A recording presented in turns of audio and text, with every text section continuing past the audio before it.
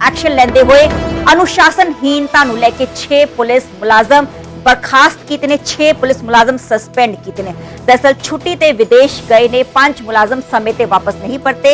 एक पुलिसकर्मी लगातार ड्यूटी तो गैर हाजिर चल रहा सीगा ते अनुशासनहीनता दे चलदे 6 पुलिस मुलाजम बर्खास्त किए गए ने, सस्पेंड किए गए ने। कह सकते हैं कि जलंधर पुलिस कमिश्नर की सख्ती वेखण नूं मिली है।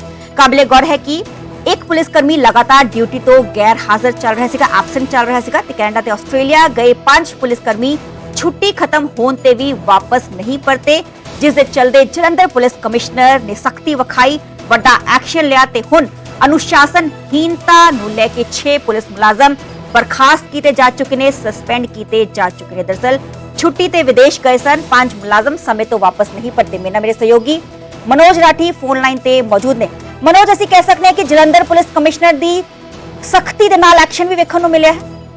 देखो शरद जी, बिल्कुल जलंधर के कमिश्नर स्वपन शर्मा दे एक बार जरूर एक्शन जरूर देखने को मिले, जिहदे विच 6 पुलिस मुलाजिम ने और हुण तक भी जिहड़ी सामने आई है गल, जिहदा एक नोट भी कढ़िया गया है पुलिस कमिश्नर वालों कि जिहदे विच साफ तौर पर गया है कि 6 पुलिस वालियां नूं बर्खास्त कर दिता गया। तो हम दस दिए कि जिहड़े डीजीपी पंजाब वालों साफ तौर पर हिदायत दी गई सी और सख्ती तो अपने स्टाफ जो भी इस तरह की चीज़ां करता है या फिर एहतियात नहीं बरतता उन्होंने खिलाफ सख्त तो सख्त एक्शन लिता जाए। और ये कह सकते हैं कि सख्त एक्शन लिता है। ड्यूटी तो लगातार गैर हाजिर रहे सी। 5 कर्मचारी छुट्टी हालांकि उन्होंने मिल गई सी, बाहर गए थे, लेकिन वो वापस नहीं आए, यानी कि छुट्टी खत्म होने तो बाद भी वो वापस नहीं आए, जिसका एक एक्शन लिता गया। उस तो इलावा जो आप गल करिए और फैसला जो पूरा विभाग भी पूरी इन्वेस्टिगेशन करने तो बाद ही लिता गया। तो हम दस दिए कि प्रोटोकॉल की ये वायलेशन की गल की गई है कि 6 पुलिस मुलाजिम इन्होंने प्रोटोकॉल की उलंघना की है, इस करके इन्होंने कह सकते हैं कि दूसरे मुलाजमां दे लई किते ना किते लिया गया, एग्जाम्पल सेट किया गया है कि तुसीं भी इदां करोगे तो तुहाडे खिलाफ भी एक्शन होएगा।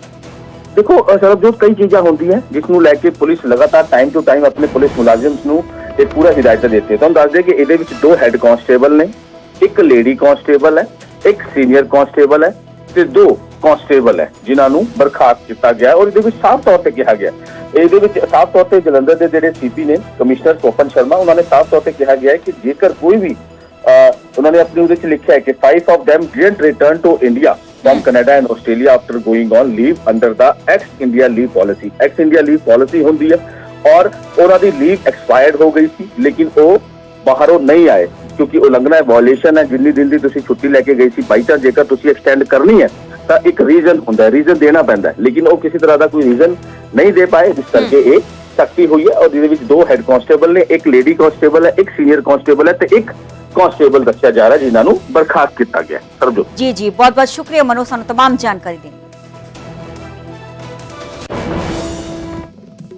चंडीगढ़ क्राइम ब्रांच वालों इंटरस्टेट चोर गिरोह का पर्दाफाश किया गया। इस नाल ही क्राइम ब्रांच ने 4 मुलजमां नूं गिरफ्तार भी किया। पिछले महीने सैक्टर 7 डीएसपी की कोठी चोरी हुई सी। डीएसपी की कोठी तो लखां दे गहने और कैश चोरी किया गया सीगा। कुछ दिन पहले ही सैक्टर 35 के एक घर च भी सेंध लगी सी। दस कि मुलजमां की निशानदेही ते 2.5 लाख कैश गहने ते डॉलर बरामद किए गए हैं। 4 मुलजमां नूं कोर्ट ने 21 दिसंबर तक रिमांड पर भेज दिता है। दस दे कि बंद पे घरां नूं निशाना बनाउंदे सन आ चोर। तस्वीरां तुहानूं विखा रहे हैं, इन्हां ते शिकंजा कसिया गया है, इन्हां नूं काबू किया गया है।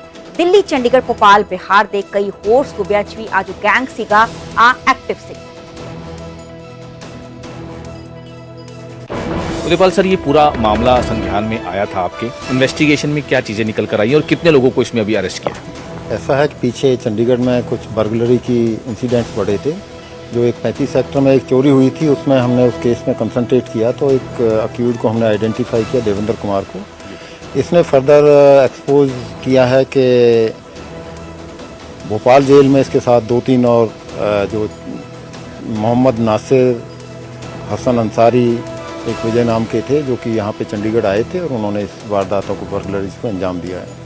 तो इसी ही इसको पुलिस रिमांड लेने के बाद में जो पुलिस टीम थी दरभंगा बिहार में, अररिया, पूर्णिया, वहाँ पर जाकर उस एरिया में 2000 किलोमीटर दूर जाकर हमने वहाँ से एक जो हसन अंसारी था इसको अरेस्ट किया है, वहाँ से रिकवरीज की हैं। फिर हमने वहाँ से मोहम्मद नासिर को है, वो भी दिल्ली छोड़ के वहाँ पहुँच गया था, उसको अरेस्ट किया है। और फिर हमने दिल्ली से जिसको इन्होंने गोल्ड बेचा था ऑर्नामेंट्स ज्वेलरी बेची थी, उसको अफजल नाम का है, उसको हमने अरेस्ट किया है। तो ये 4 अक्यूज हमने इस केस में अरेस्ट किए हैं। इंटरस्टेट गैंग है ये। रिकवरीज हो चुकी हैं, कुछ और करनी है, और 21 तारीख तक ये पुलिस रिमांड पर है। सर अभी तक इनिशियली इन्वेस्टिगेशन में क्या सामने आया है, किस तरह इन्होंने वारदात को अंजाम दिया, ये पूरी रैकी किया था, एक मोडस ऑपरेंडी इनकी क्या है? इनकी जो मॉडस ऑपरेंडी थी, जो विजय के कहने पर जो नासिर था यहाँ पे आया था और देवेंद्र इनके साथ जेल में रहा था, देवेंद्र को मिले थे ढकोली में, वहाँ रहे। देवेंद्र ने इनको एक्टिवा पर बिठाकर रैकी करवाई थी। लॉक्ड हाउसेज की रैकी करने के बाद में ये जो मार्केट में अपना अंसारी था, जो एक्सपर्ट है चोरी करने, इसको बुलाते थे और आइडेंटिफाई करने के बाद में वो चोरी वहाँ करते थे। चोरी की वारदात को हाफ एन आवर में वारदात को अंजाम देके निकल जाते थे।